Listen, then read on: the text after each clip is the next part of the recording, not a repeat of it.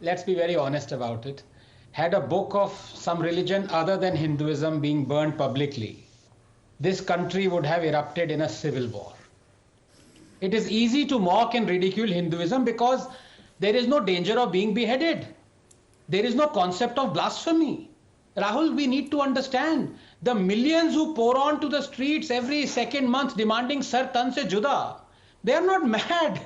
They are not terrorists. They are not fanatics. They are simply following religious fundamentals. They are all very law abiding. Their law is Sharia. The obvious question then to ask is there Islamic sanction for punishing blasphemy? The answer is yes, there is. Allah has specifically ordered that those who abuse Allah and His Messenger, Allah has cursed them in this world and the hereafter and prepared for them a humiliating punishment, 33:57.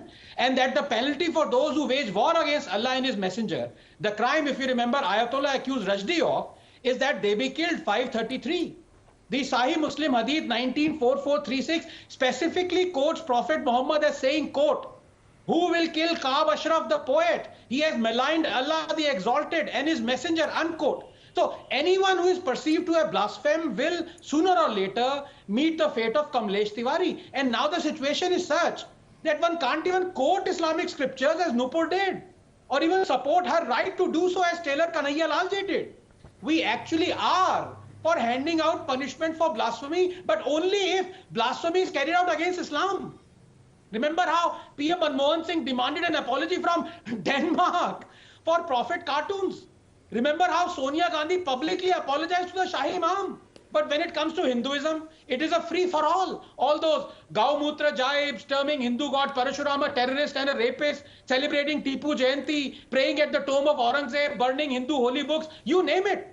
And if the idea is to demean Hinduism, they have done it. Now let me come to the very important second issue. Rahul, Hinduism has survived 5 millennia and more because it imbibes the scientific virtues of diversity, empathy, independent thought, and reform. In Hinduism, religion is an offshoot of the way of life.